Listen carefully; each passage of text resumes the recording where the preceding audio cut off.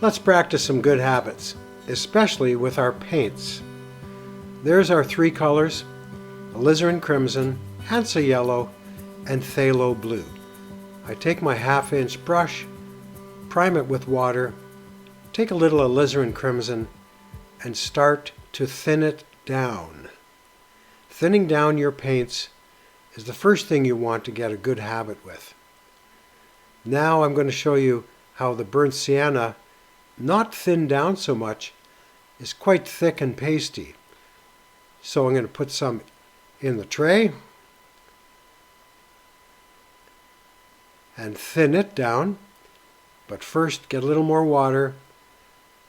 Mix enough paint so that you're not going back and having to get more. Better to have a little left over than not enough. Okay, so now I've added more water to it. And I have it at the consistency that I want. Clean my brush. Great habit. Keep your brush clean. Take some phthalo, and let's work the phthalo into that grainy burnt sienna. And you'll get a greeny sort of gray. So I'm pulling the paint. Not rubbing it, pulling it. Go over to the other side, pull down the phthalocene, and you'll notice we're getting some rather unattractive looking colors. But it's not about the colors, it's about what is the paint doing. We have a stainer paint, which is phthalocene, and we have a grainy paint, which is burnt sienna. Tapping the paint on. Notice I haven't really rubbed the paint. I've directed it, patted it, pulled it. Direct, pat, and pull, but not rubbing. Okay, now I've cleaned my brush and I'm going with a pure phthalo blue, and there's a light coat over the Fabriano paper. Just pulling it down to get a flat wash. Now we'll try it again with a little stronger solution.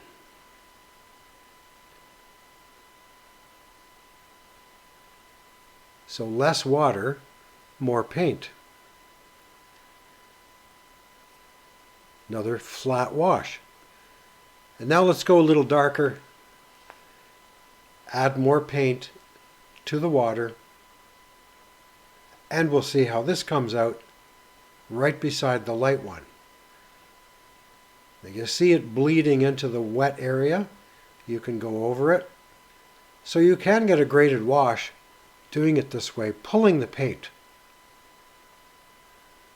And there's the phthalo. It's still quite thin.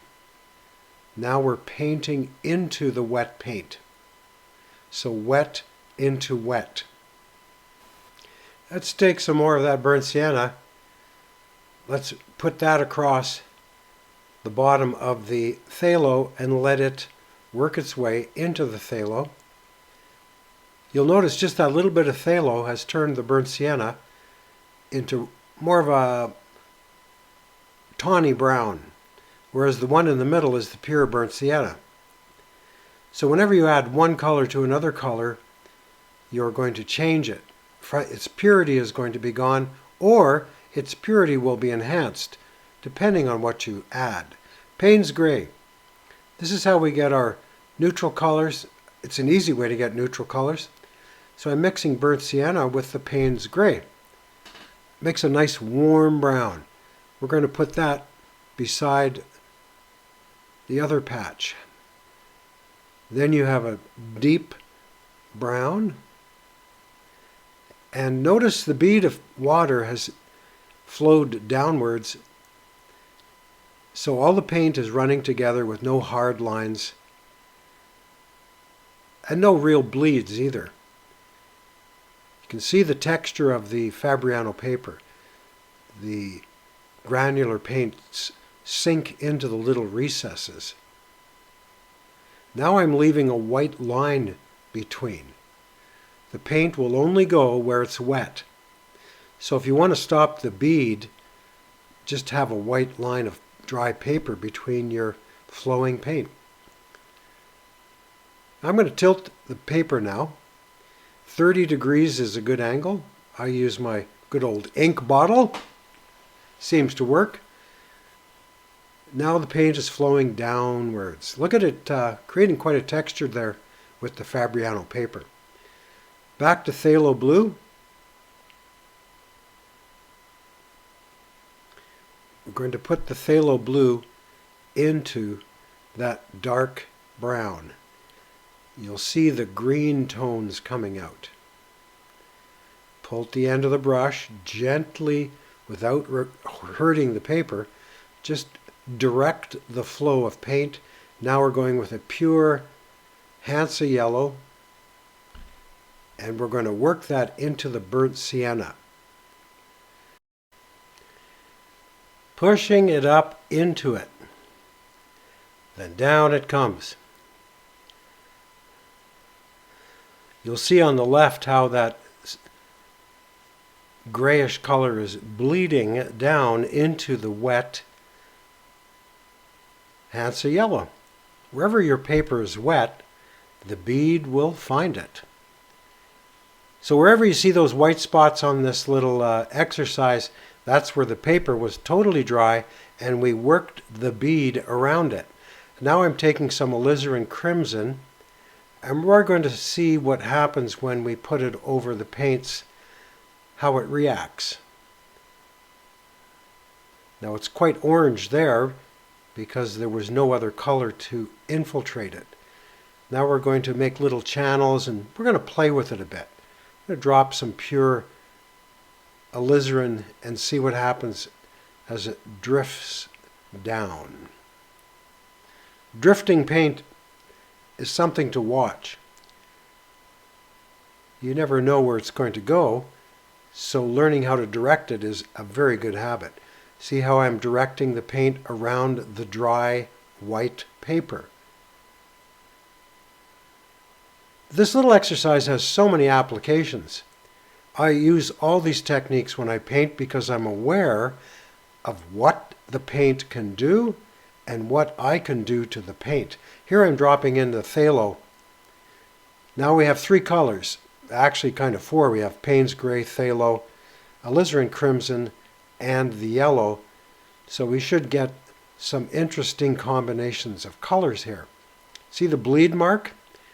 The yellow is dry. The paper never got very much water. So when you have wet paint coming up against dry paint, it'll bleed into it, almost like eat into it. So we're going to put some strong phthalo into the wet alizarin. Now let's drop it on the drier yellow. You see it doesn't move. It stays put. That's good to know if you're putting leaves over a sky. And there, look at that disperse. Just kind of mini explosions. Check the bleed at the very top there. So now I'm working wet paint into half dry paint. This will give you an effect that you may not like sometimes. So you do this when you want it. Don't just keep adding paint here and there unless you know why you're doing it and for what reason you're doing it. So a good habit is to know how your paints react to each other, how they behave on the paper, what you can put with what. Some paints like to be together, some don't. Let's score the paper now. Let's see what happens when the paper's wet. You score it and you'll see it leaves a darker mark. It also leaves a little puddle of paint when you stop, which disperses into the line. Now this is what I like. If you're great for trees, but look, and when it hits the dry paper, it's like instant, doesn't work anymore. But this one, watch, this carries right through, and there's enough paint now collected so that it goes right through the dry paper. So let's do some creating now using these good habits and have some fun.